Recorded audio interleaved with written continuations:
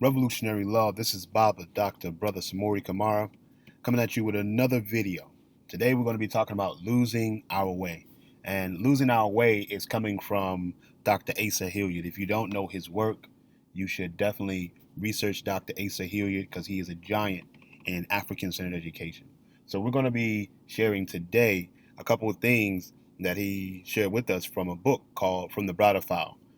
22 Essays on the African American Experience by Anthony T. Browder. This is an excellent book for our young warriors, middle school and high school, as adults. If you want to get a better understanding of who we are, where we're from, and the situation we're in right now and how we can get out of it, this is an excellent book. In this book, as you can see, the introduction was done by Asa Hilliard, and he listed 10 things that has contributed to our losing our way. So let's get right into that. And so number one, he says, we have let our names go. The first step towards disorientation is to surrender your name.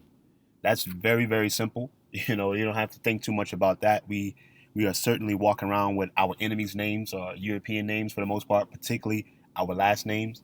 There's a saying that says that only dogs and slaves are named by their masters, yet we continue to walk around with those European names. And so one of the ways that we can begin to get back to our original selves and reorient ourselves towards our African self is to just take on an African name. Whether you just use it around the house with your children, just to take that step is a big step. You ain't got to go down to the courthouse and change it legally, or whatever, but just go by an African name. That's a beautiful thing. That's a great step.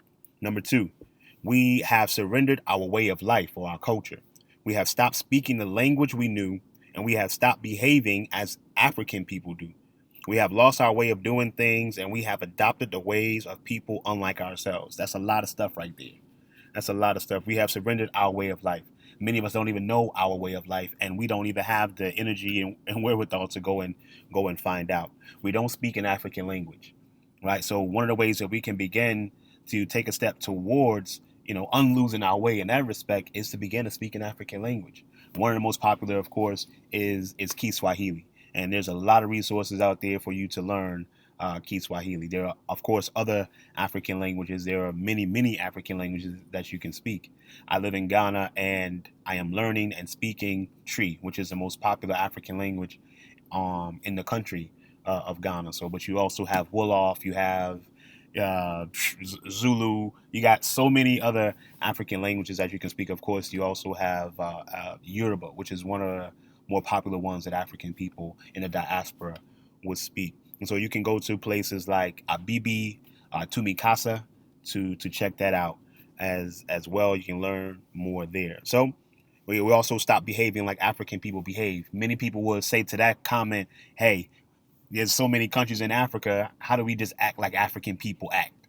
Well, what we'll find is if we do a little bit of research, we'll find that whereas African cultures might look a little different on the surface, underneath it is a very, very big commonality. And so we can do a great deal of things like our African ancestors, like our African brothers and sisters right now. And do your research and you'll find more about that, right? Also, we have adopted the ways of people unlike ourselves.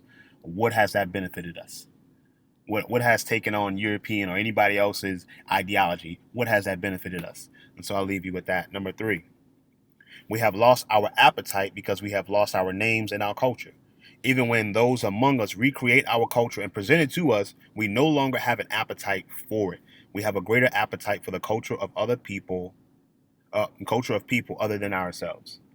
Right? We know that's the case because even when somebody starts to talk that black talk and starts to act in an African way, we many times look at them like they're crazy.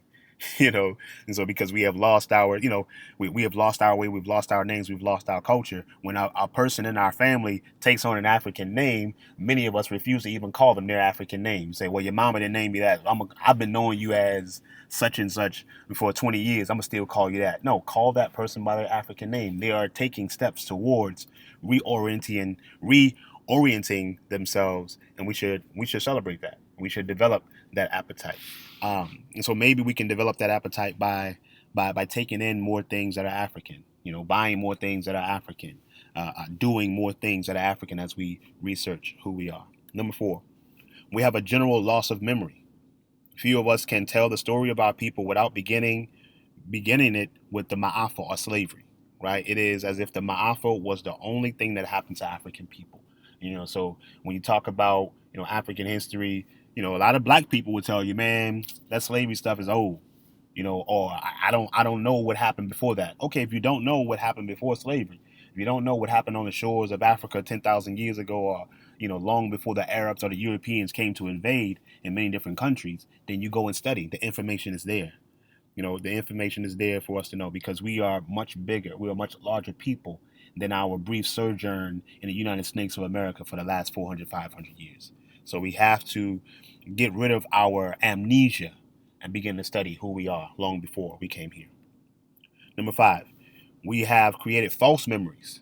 Not only have we lost the true memory of African people, we now have a host of other memories which are totally removed from the truth. Not only are our memories of African people untruthful, but the memories we have of Europeans are also untruthful. And the memories we have about the rest of the world are untruthful as well. Basically, we've been told lies. We've created also false memories because we have been taught those lies in our schools. Been taught those lies through the media and all those kind of things. So we have to, again, remember, but also remember the truth about who we are, and not take the lies that other people has given us for truth. Right. So think about that. Begin to study, and you'll get a serious sense of who we are as a people, and it's a beautiful story. Number 6, we lost our land.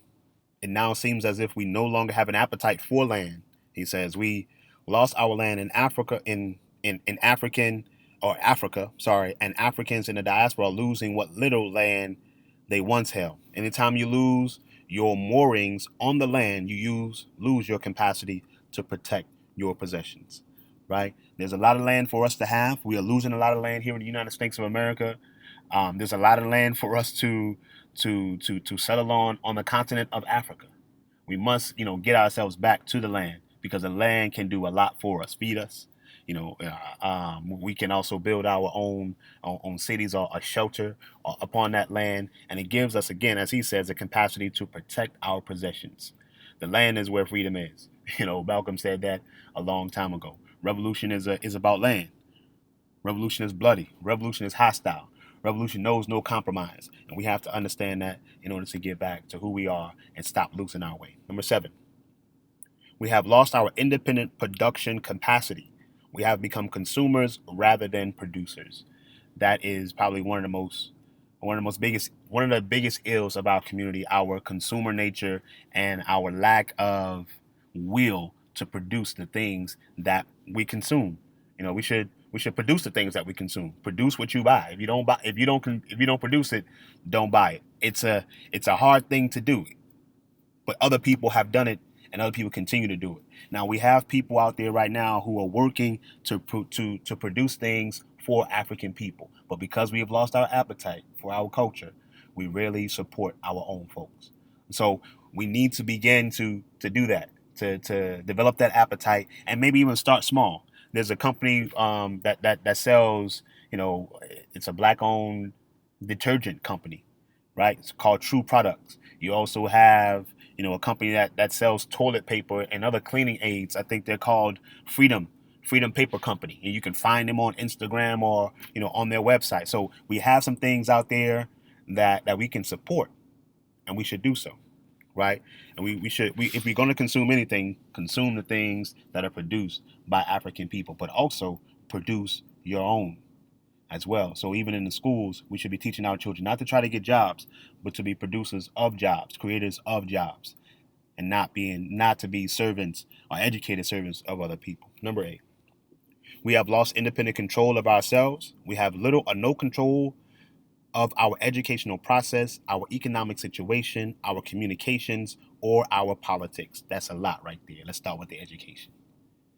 We must have our own schools. Many of you who listen to this are homeschooling, are thinking about homeschooling. That's a beautiful thing. That's a part of the control that we must have. If we don't control our children, if we don't control the minds of those young warriors, who are growing into adults, then we are spinning our wheels if we're talking about anything else.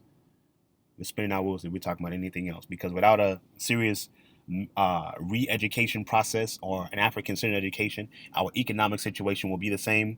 We won't even see the value of owning our own communication channels, and of course, politics will be the politics of servanthood as we've always had. Number 9, we have lost sensitivity. We have lost the ability to perceive when people are doing things to us which are detrimental. We accept inaccurate perceptions without criticism. We don't even know, that people are spitting on us a lot of times when they're doing or saying things about us. Because we, again, have lost our appetite. We have lost our sense of who we are. We have lost our African-centered mind. So we're culturally misoriented. We have, in many ways, internalized many of the racist ideas, the white supremacist ideas that have been propagated to us in this society, whether that be on the African continent or in the United States of America or wherever we happen to be, right? So we must become sensitive again of those things, but we can only become sensitive to the inaccurate perceptions if we know the truthful things about us. So that's where the study comes in. And lastly, as a cumulative result of all of these things, we have lost our solidarity, our unity. When we lost our unity, we lost our political advantage, economic advantage, and even our mental orientation. Umoja is the first principle of Kwanzaa. Unity is a must. And I think we can start small. People do susus all across the country. Beginning to trust ourselves is a must. But if you don't know yourself, if you don't like yourself, then of course you're not going to trust and unify with a person who looks just like you. And so all of these things that Dr. Asa Hilliard has given us, they're steps, and many of them, depend upon each other to be able to work. But I know that if we put our mind to it, if we take the responsibility to make sure these things happen and make sure that we get back on the right road instead of going towards the white road of death that we have been on for a number of generations, then I know that African people can be free and we can get liberation. For more information about how to better homeschool or supplement the education of your children if they're still in the public school system, go to kamaliacademy.com and we're there to help you out. So revolutionary love again. My name is Baba, Dr. Brother Samori, and I'll talk to you soon.